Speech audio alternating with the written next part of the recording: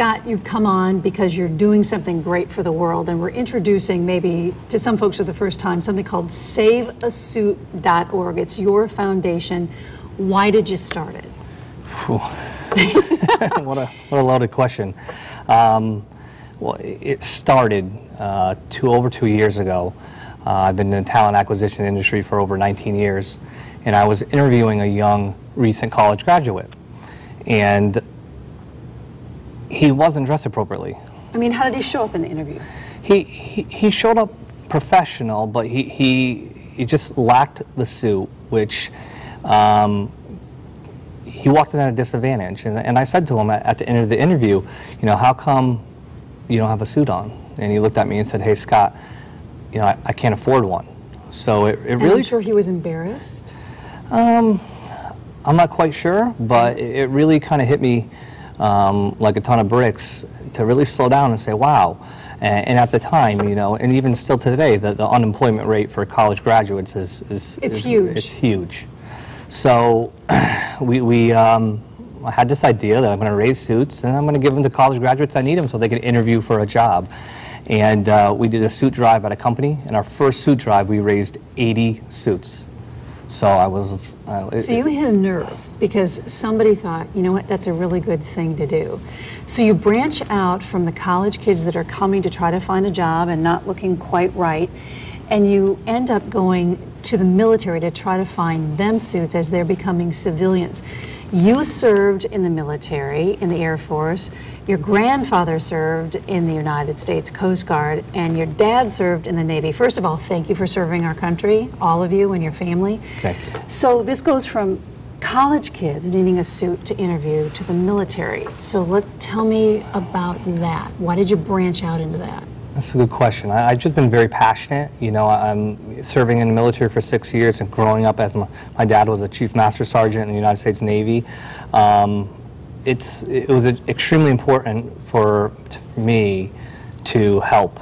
I figured that's the least we can do. You know, they're going over and fighting for our freedoms, so to give them a suit so they can get a job seemed to me kind of a simple solution to helping. So I just felt like it's a time where, you know, we all need to make a difference, and if we all can take little steps, we can achieve big things. So tell me, you founded this in 2009. Since that time, how many suits have you given out? Between college and military veterans, over 1,000. And what do people say to you when you go to try to have one of these Save a Suit events, and the military men and women, we shouldn't forget the women, they're showing up to get a suit too. What are the veterans saying to you, and what are people observing that is happening? It's overwhelming. They appreciate it. You know, to me, you know, I'm honored to help them for what they've done, but it's extremely overwhelming. I mean, I feel like the unemployment rate, if you look it up for veterans, floats anywhere from 7 to over 30%, but I can tell you from reaching out, there's a huge need. So I think that we did our first event and we gave out over 150 suits. Where did you host it? It was at the Connecticut Post Milford Mall. And how did you set it up, and how hard was that to do? Be honest. It was really hard. And why? There's just a lot of legwork. I mean... And you're a nonprofit, and how big is your staff? 3, 4, just you? We have one person that works kind of part-time. We have... we hire some people on a case-by-case basis part-time, and we get a lot of volunteers. So it's been extremely challenging.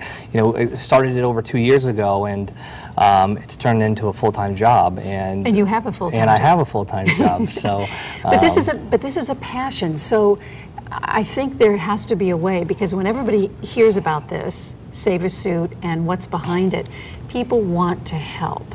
So how do they help you grow this? And I think you want to take it across the country. Correct, yeah. We have between veteran associations and colleges, we have a waiting list. We're booked out for over a year. And the biggest challenge is, you know, from getting great partners to the financials, it costs money to put on these events. And it's just challenging. So You need a corporate sponsor, or 2 or 3 or 4 or 5. We need a lot, yeah. We'll take Well, let's out- just be honest. Let's just get it out there. I think that's great. So you were telling me when you came in that you've been asked to do an event for college kids at Rentschler Field. Yes. And you've been asked by somebody to market to how many schools? It's about 20 colleges, over 122,000 students, and I'm just, you know, as I want to do it, I'm concerned because, you know, it's overwhelming. We just did an event a couple months ago at the University of Hartford, and we gave out close to 400 suits, so I could imagine. And there was that big of a need. Oh, huge. It's overwhelming. So who came to you and said, we love this idea of your nonprofit organization. We want you to come to Rentschler Field and do this. Was it schools, and were they able to give you any help, or they just say, well, heck, you can do this. Just put this together at Rentschler Field? Well, I feel like they all want to help, but when it comes to we have had some corporations that reach out to us to give us space. You know, Westy Storage, I got to mention them because, you know, they gave us space. Sure. You know, but it's ongoing, from getting racks to moving the suits to raising suits. I mean, we need a staff to go out and tell everyone that we're having this event and to raise the suits. So, and pulling off the event, there's so many different pieces of the puzzle that have to fit in place. So, when is this fictitious event that should happen? When do they want it to happen? January of 2013. Okay, I'm writing that down. January, what was that? January, I believe, the 30th of 2013. So they give us a lot of time. Okay, so what do you need?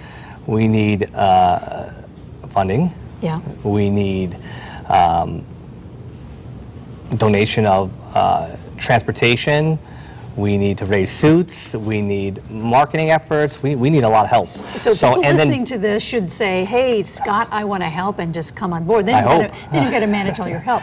How easy is it to get suits? Because when you came over to News 8, you had folks say, hey, I've got suits. So that doesn't seem to be the problem, right? Getting the suits? But then there's the you know, someone has to drive and go get them. It's, you know, we can raise suits, but then there's transportation costs. It all adds up. So it's very challenging. And we get a lot of people that want to help, but it's typically on their terms. So we've been looking for partners for like drop-off locations. So we had like Kennedy's, for example, really has embraced this from the beginning, and they've been a drop-off location all across the state of Connecticut. So we can take a look at your website and remind everybody what the website is. It's saveasuit.org.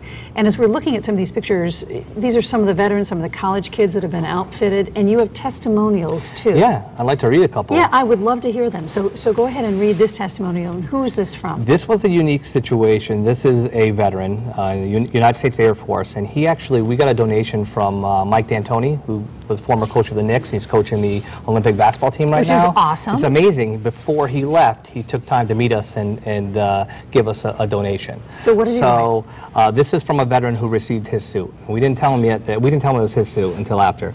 He's like, I'm very honored and blessed to be a veteran affiliated with Save a Suit. This foundation is remarkable. I'd like to personally thank them for remembering us, the vet. To my surprise, I received a suit from the coach of the New York Knicks. Wow, what an honor, my God. Thanks, New York Knicks, and Save a Suit. And you have another one. I got another one. I have another one. I love this. It's people helping people, It's and we're amazing. making a difference. Go ahead. I'm a returning vet, and I've been searching for employment. I have an interview next week, and up until now, I have nothing to wear for it. I understand that looks do make an impression, and I thank you for the look. This is not just a suit, it's a fighting chance. Signed by a veteran. So how does that make you feel? You once upon a time said, I'm going to set this up. You set it up for college students, and now it's become for veterans.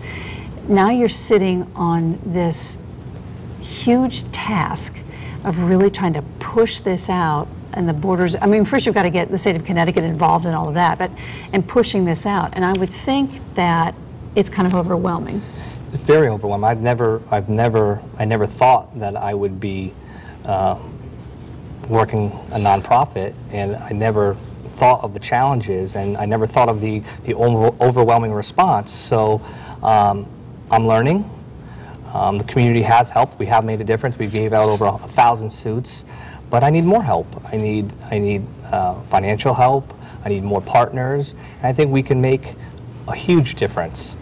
Studies prove that you have 30 seconds to make a first impressions. Why would we want our future leaders or our veterans to walk in for an interview at a disadvantage? Doesn't make sense. We wouldn't, and it's up to us to get going and help. As you get going and you sit back and you watch this, you have to be pretty proud, although you won't take that, I know, but of making a difference and setting up some folks that maybe are going to get a job that wouldn't have been able to get a job. Do you ever sit back and think about that? It's okay if you say yes. I love helping people, so I love the fact that, you know, helping our future leaders and helping our veterans.